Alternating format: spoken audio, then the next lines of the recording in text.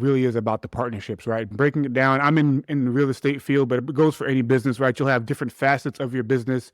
Break down what you're really good at and what you can accomplish in the least amount of time, and then delegate the rest. Don't be afraid to give up slices of the pie. Don't be afraid to give up equity. You can own 100% of $100,000, or you can own 10% of $1,000,000. It's the same amount of money, but one of them is going to be a heck of a lot more work.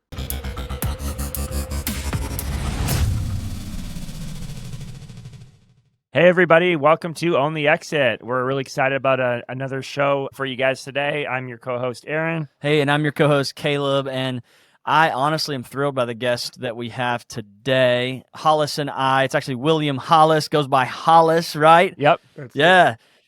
That's it. So, man, Hollis, welcome to the show. So you are a software engineer by background and by trade, but your whole life you've been kind of an out-of-the-box thinker. You've been somebody who's operated with a set of core values that's probably different than the average person, right? Like the values of entrepreneurship, right? And that makes you a really great guest for our show. We're really excited to have it. You know, Hollis has built a tremendous business, you know, that's relatively new and young, but is really growing, really going in the right direction. And one of the main reasons we wanted to have him on the show is he is starting with the end in mind, right? And so building his company in real estate investing with the idea, you know, and we're going to talk more about this, I want to hear Hollis talk about this, but the importance of partnerships, the importance of how to build those right partnerships, how to pick your partner wisely, all of those kind of things. I'm really excited about, you know, you as our listeners being able to hear from Hollis,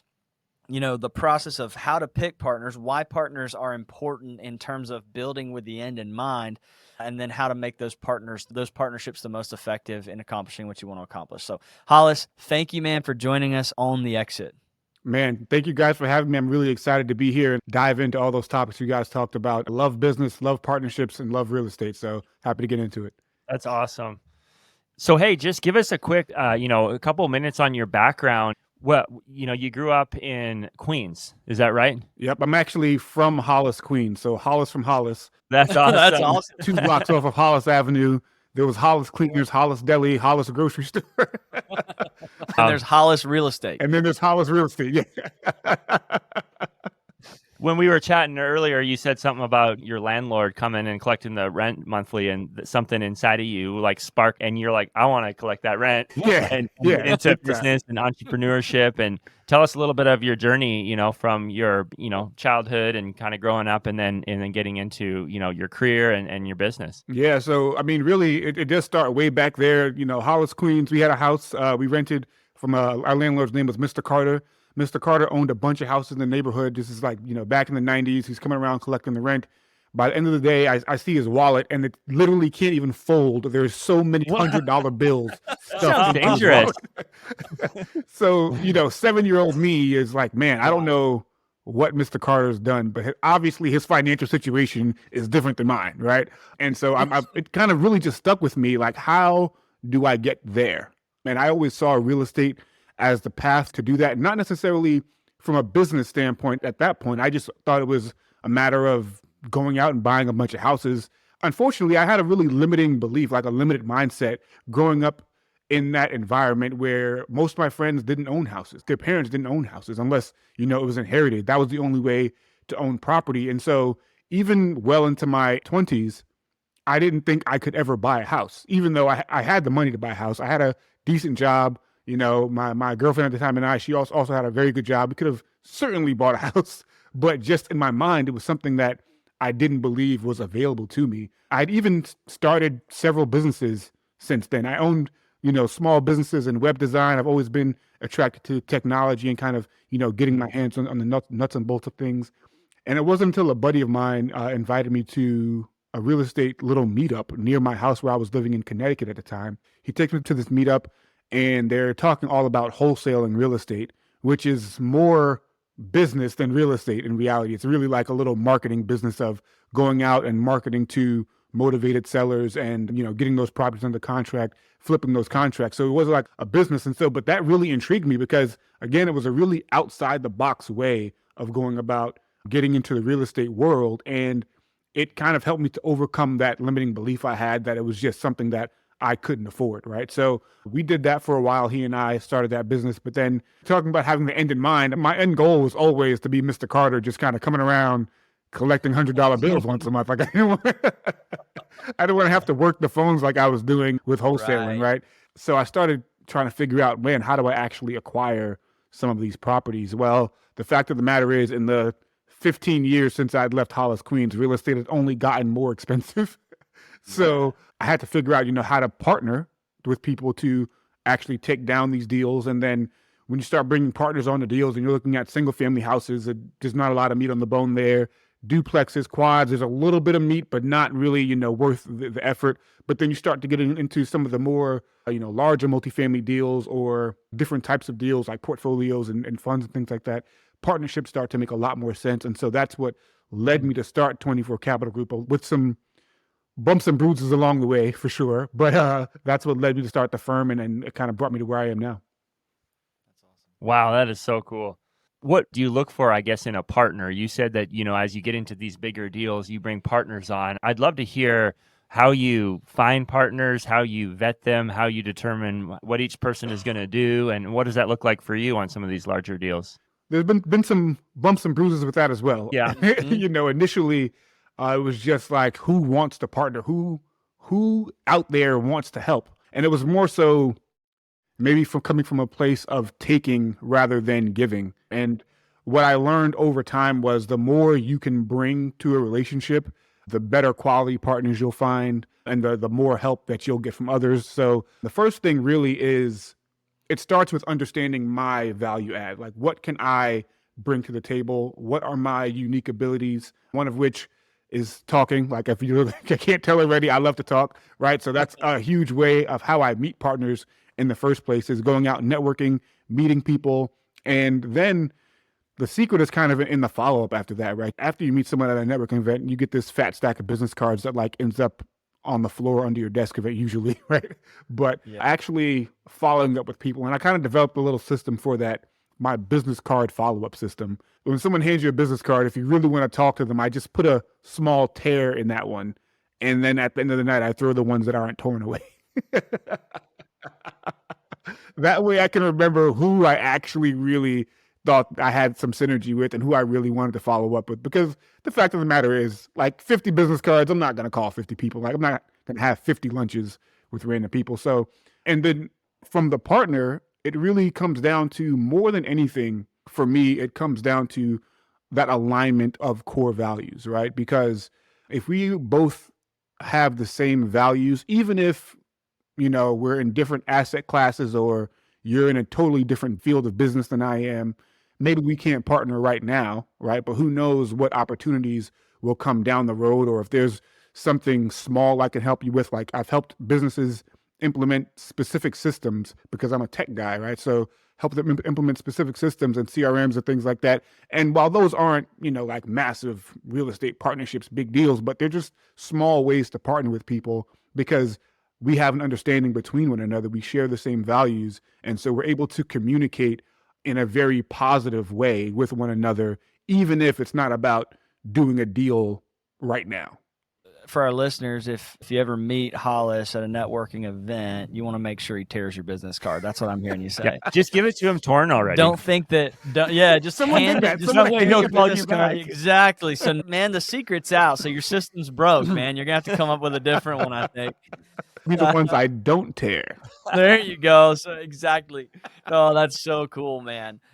So tell us, I just had this question come to mind. Tell us about a partnership that didn't work and what you learned. As a way to kind of reverse engineer the process of picking a right partner, right? Tell us how to pick a wrong partner. Well, you know what? I've had partnerships where, and it's not, again, we had an alignment of values, but we partnered on the wrong thing because it was in a way that we both were bringing the same things to the table, and we didn't have the same unique abilities, but our unique abilities didn't complement one another, right? Because say, for example, we'll take real estate, and let's say I like raising capital. I like going out, talking to investors, having dinner with investors. What I don't like is dealing with brokers and going out and driving to see properties, right? Well, let's say, Caleb, your strong suit is the numbers. You love analyzing deals, but you also don't like going out and talking to talking to brokers and going to see properties, right? Now we've got a partnership where nobody wants to drive out to see the property. So we got math and we've got people, but we don't have anything to buy. But we don't have anything to buy, right? Then you end up kind of, I really like to partner in a way where everybody gets to focus on their unique ability. This is something I actually learned from Hunter Thompson. What is that? If you focus on your unique ability, you'll get a lot farther because you're doing something that you enjoy, right? So whenever you have to put in a little bit more work or you hit roadblocks or challenges, you like it anyway, right? So you're going to keep on doing it. And so I kind of stay away from things that I don't enjoy doing in business at this point, just because I've found that I don't do them well, right? I'm better off getting someone else who loves doing it and they're going to crush it. And I don't mind forming a partnership or even paying them, whatever that looks like. Exactly. I was going to say, because that philosophy works with partnerships, but also with hiring employees, right? Like if you find that you're spending, 15 hours a week doing something that you hate, and you have 3 of those things, right? Well, you got a 45-hour work week where you're doing stuff that basically you suck at. Like, let's be honest, if you hate it, you're not going to typically be great at it. Then it's like, okay, who can I hire? Who can I outsource? What partnership can I form? And so, yeah, I mean, it sounds like, tell me how that kind of thinking, because obviously, you have a lot of wisdom, knowledge, and experience on forming partnerships, right? With a huge, networking skill set and things like that. And so I'd love to hear how you've built your business intentionally with that sort of mindset unto building a business that honestly doesn't demand your constant involvement, either now or certainly that you're building it with that end in mind. Yeah, for sure. And to your point, right? I think that's something to remember in business, and because you always hear, oh, who not how, find somebody to do it.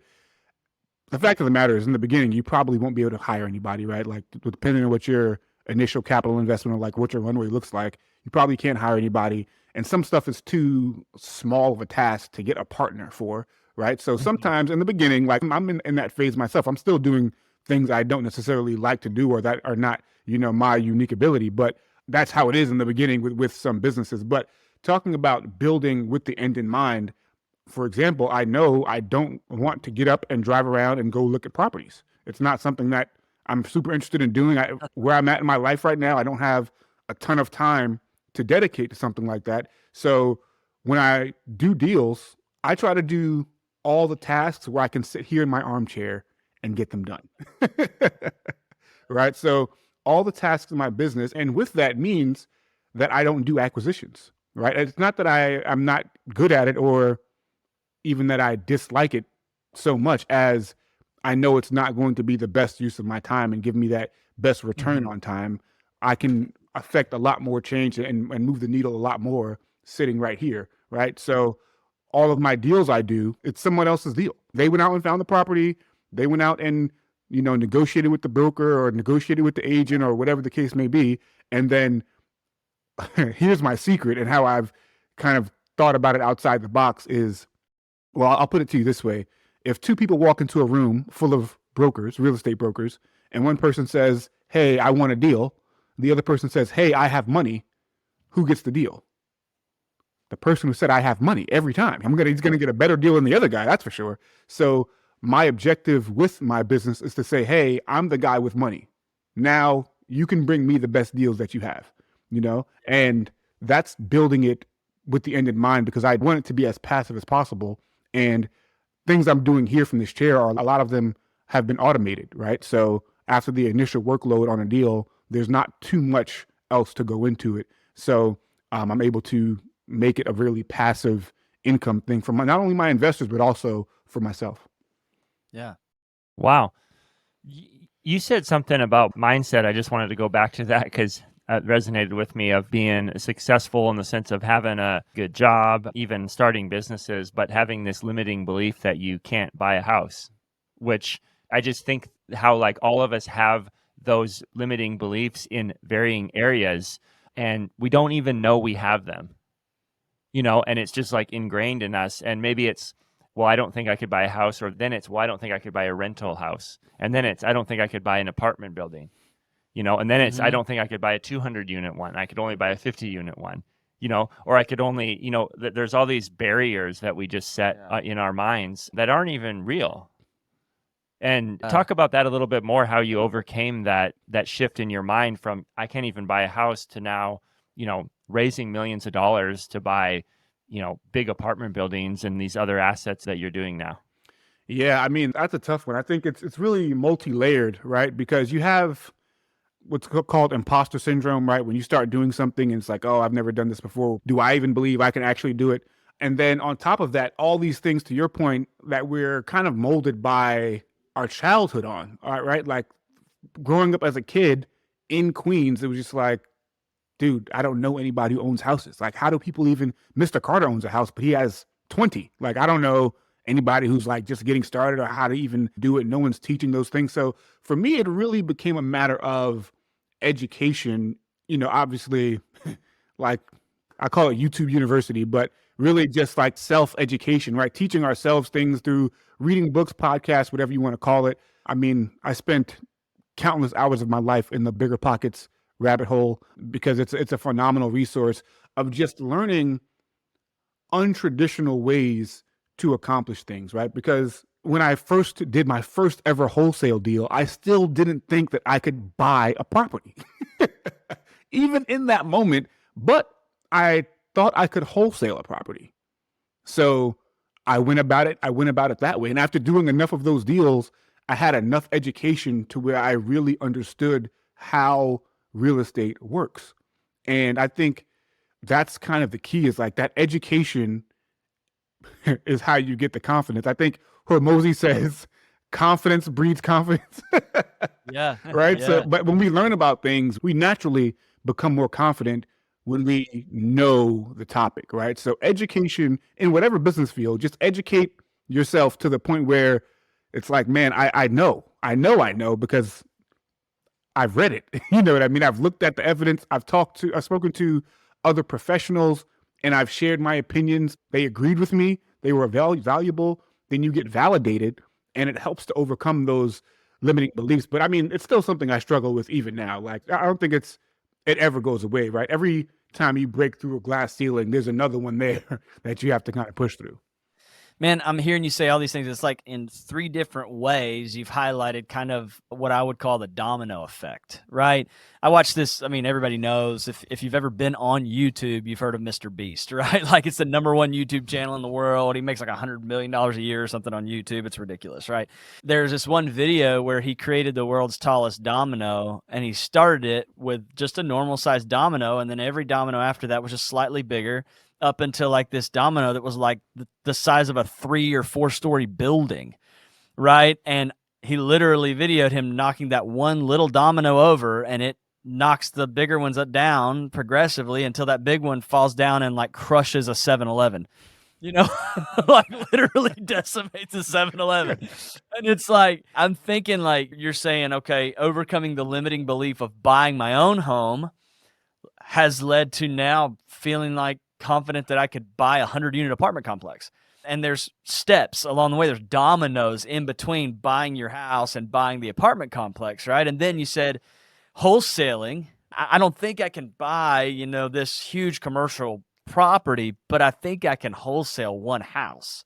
But then the progression, and so, man, it's like, well, the wisdom that I'm like absorbing from you right now is if you're wanting to take down Goliath, right?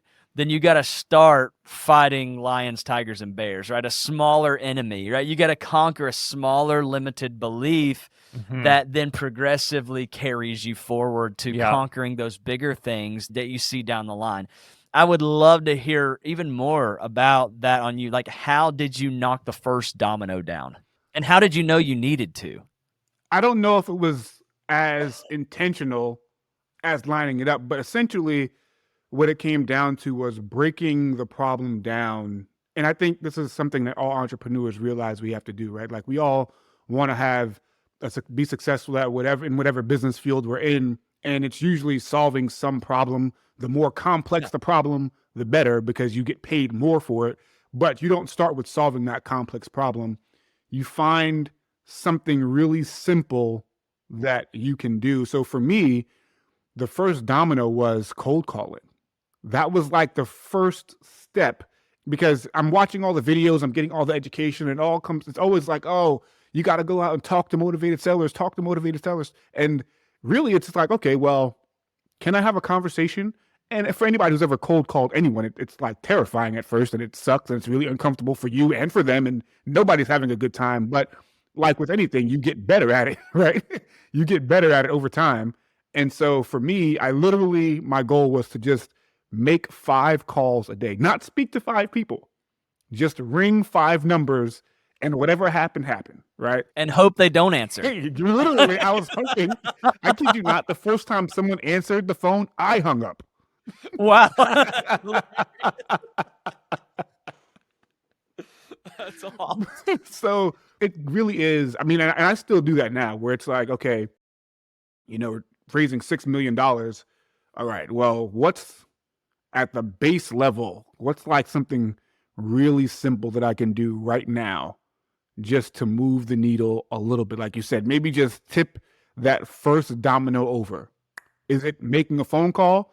Is it making a PowerPoint presentation? Whatever the case may be, right? Something like really simple. Is it familiarizing myself with the numbers? Just like, let me just read over this Excel, this pro forma, until I just feel super confident.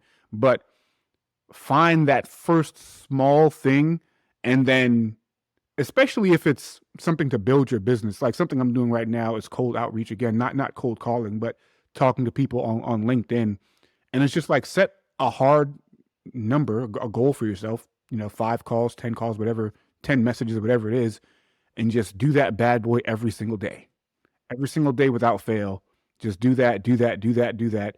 And eventually either you'll get results or you won't, but something will happen.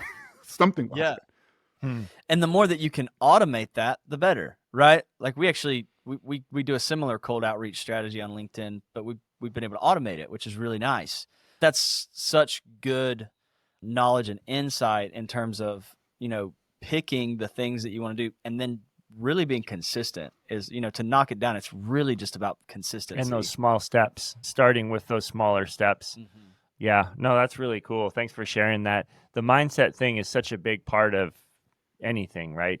Especially in business, because there's so many unknowns and we all feel just unprepared, and it's an idea, and then we're like, well, I don't know if I can actually do it, and how am I going to get, and then even if it is successful, then there's more thoughts like, oh, this is going to be more work now, or overwhelm, or just all those different things, right? A lot of it just comes back down to just our mindset, though, because so much of that is just false. Yeah. And so, yeah, I appreciate you sharing all that. And if I could even build on top of that, to speaking about mindset, because I didn't grow up with much, I consider myself a very pragmatic person. So up until maybe 4 years ago, anyone who came up to me and said the word mindset, I thought was a loony bin. Straight up. I was like, you're talking about mindset. I want to talk about dollars. Let's talk about money, right? And I think that is the situation for a lot of people who even some people who are successful. You kind of come in and it's like mindset. Well, what is mindset? It's so untangible and theoretical. But the fact of the matter is, our thoughts control our actions, right? If we think in a certain way, we're going to act to follow that. And the proof is in the pudding. When you are thinking about food, suddenly you're hungry. Like, you could just have a conversation about steak and French fries. Instantly, you become hungry. I'm going to have to eat a steak right now. But the same goes in business. If it's just like in our mind, if we don't actually believe we can do something, or we feel like something is going to be too hard, or there's going to be, I can't overcome the obstacles, and we just have that negative recording kind of playing in our mind, then that's what's going to actually happen in real life. I don't know if it's the universe alignment. I don't know, whatever you want to call it, but the way we think, our mindset actually affects our results at the end of the day. Yeah, we become what we believe. We become what we believe. No, it's so good, man. So, dude, I could honestly sit here and talk to you for another, hour or two, loving this conversation. Yeah. But we're getting to the point in the show where we need to jump into the exit round. It's 5 questions that we ask every single guest that comes on the show. And we're excited to ask those to you, Hollis. So welcome to the exit round. And the first question, man, we want to be trendy. Every business and entrepreneurship podcast asks this question, so we want to be cool. So here's the question. You ready? What's your all-time favorite business book? All-time favorite business book. Let me look at my shelf here. I really liked Traction, but the most impactful one has been 12-Week a Year. What is that book about? Quarterly planning at the end of the day. Like, it's a fancy name for quarterly planning, but I really like his extreme accountability approach. Like, if you had to do everything you were planning to do over a year in just 12 weeks, like, the world was going to end after 12 weeks. All you had was 12 weeks. What would you do? I really like that approach because it's more so about, as opposed to planning, it's more so about eliminating unnecessary tasks and really just focusing on what's going to move the needle and getting that done in a 12-week period. Oh, that's cool. That's cool. Yeah, that's good. Okay, next question. What percentage of your current income is fully passive versus earned? Fully passive, only about 5%. And I say that because I'm currently working in and on my business, my real estate business that's generating the income. So all of that is pretty active income at the moment. That makes sense. No, absolutely. Yeah. So question number 3, what is one thing that you kind of wish you could do more of, but your commitments to your business are holding you back? Man, I love to travel. And I'm building my business to a point where I will be able to do that once some of these things do become a little more passive, like we talked about. Before I started this business, my wife and I used to travel a lot more, and I'm looking forward to getting back to that. Of course, COVID happened, and that's really what started the interruption in the first place. But yeah, for sure. Yeah. That's good. All right, number 4. If you could go back in time and talk to your younger self, what business advice or life advice would you give to your younger self? Don't be afraid. I think fear of failure, especially depending on how you grew up, fear of failure is a huge motivating factor. When I say motivating factor, it motivates the way we act for action or lack thereof. I had, so much fear of failure in various points in life. And because of that, I didn't take advantage of opportunities earlier. And that's what I would tell myself is, listen, don't be afraid, just fail forward. Yeah. Last question. What is your strategy for creating time freedom and financial freedom for yourself? Great question. So when it comes to time freedom, it really is about the partnerships, right? Breaking it down. I'm in the real estate field, but it goes for any business, right? You'll have different facets of your business. Break down what you're really good at and what you can accomplish in the least amount of time, and then delegate the rest. Don't be afraid to give up slices of the pie. Don't be afraid to give up equity, because, and even this relates to the financial freedom as well. I say this all the time. Yeah. You can own 100% of $100,000, or you can own 10% of $1 million. It's the same amount of money, but one of them is going to be a heck of a lot more work, right? So, and then more on the financial freedom side, I'll call it the walk away number in case this is a family podcast. But, but understand the number, how much money you actually need, right? I think we can get swept up in lifestyle creep and like kind of really lavish, luxurious lifestyles, when the fact of the matter is, like, really what we want is time. I'm really focused on living below my means and operating within that space, even as I'm building my business and creating more passive income, understanding that I don't need to go out and make $5 million a year or $2 million a year, whatever the number is. I just need enough to support the lifestyle I want, which is just to be able to hang out with my family, go travel around a little bit, and really keep life simple. Yeah. I love that, man. Yeah. I love that.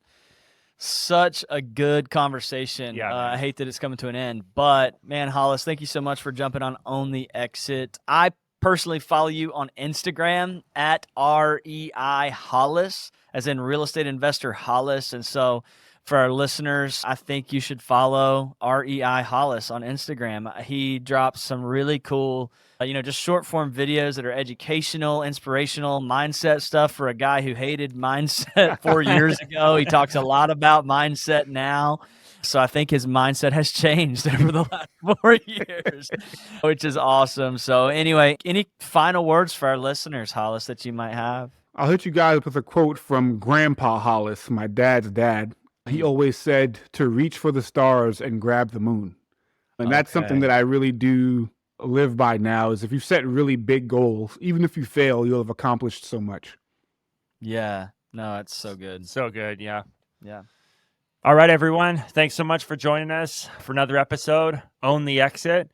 And we just appreciate you tuning in. And Hollis, thank you so much for the gold that you brought today. And I'll be going back and looking through some of these notes and listening to this again, because you shared so much wisdom, and we just appreciate you jumping on the show. Yeah. Thanks for having me, guys. Really, really enjoyed it.